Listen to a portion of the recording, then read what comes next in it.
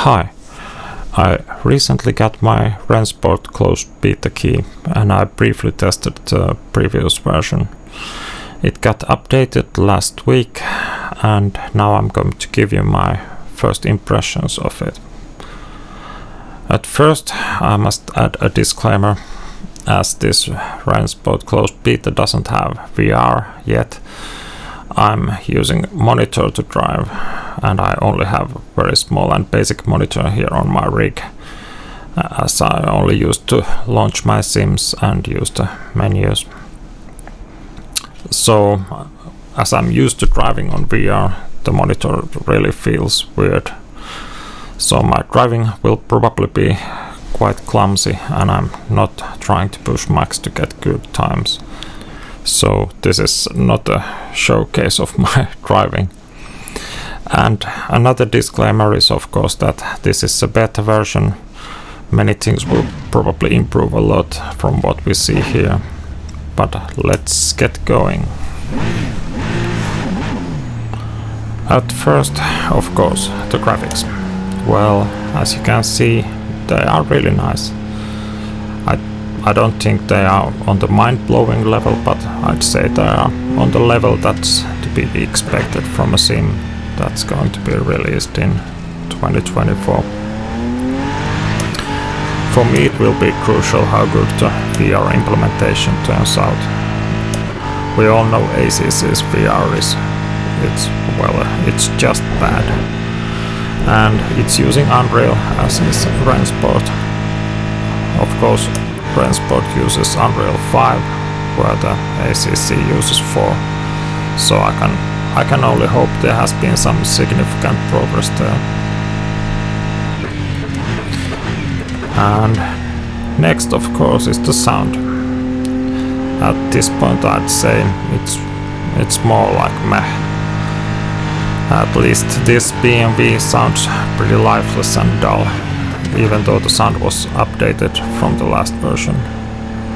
I don't even think it got better. I think the best sounding car so far is the Porsche, but I really believe the sound will improve later. It's probably something they will work on. But the most important thing in sim is of course how it drives. And the FFP that's closely related to that. I chose this BMW M4 GT3 because I've driven it in R-Factor 2, iRacing and also ACC. So it's possible to do some comparison. I think Rennsport feels pretty good at this state.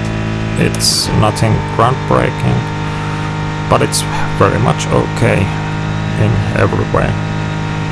And it feels pretty natural to drive. The feel and the FFP, they are not on the level of R-Factor 2, which for me is the gold standard, but there's nothing too distracting either. The FFP has some weird moments, as has the ACC. In ACC the weird, or actually the dull moment is mid-corner, especially when you're changing direction and the car is doing weight transfer. But in Rennsport the weird moment is actually accelerating out of the corner. There is a brief moment where it feels like the car is not knowing what to do, and only after that you get the normal throttle turn in and the normal feel of acceleration. Related to this, I think the traction control also doesn't feel very believable. Here we have it on 4, and compared to other sims it's way too intrusive. And to me it seems to kick in at wrong point.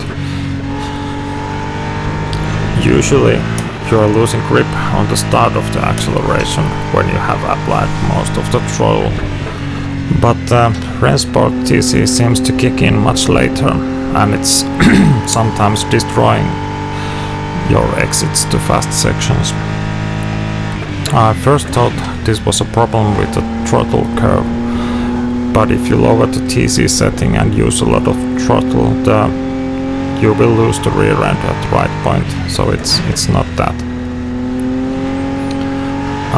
One thing about the FFB is also, to me, the road details feel more like random noise rather than actual road texture or bumps transmitted through steering. I don't know if this is something that will be fixed later, but to me it's rather annoying at times. Also, the FFB doesn't feel fully linear at all situations.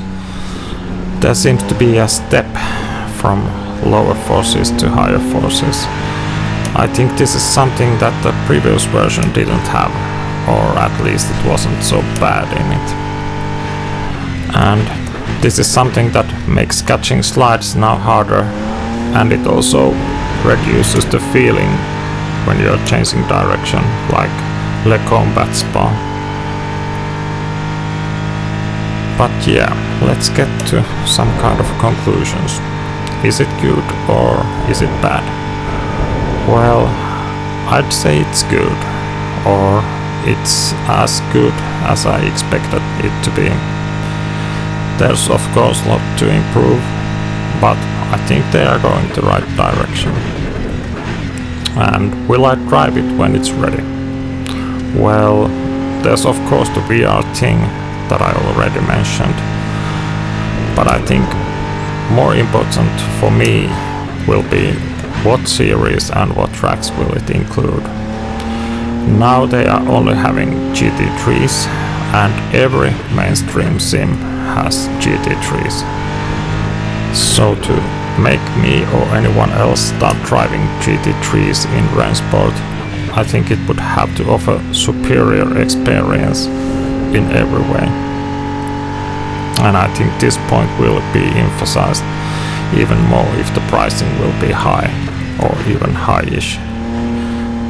So in my opinion, Rennsport should offer some other classes that are not found in every other sim. What I personally would like to see is historic content, something like Can-Am, Group C or GT1s.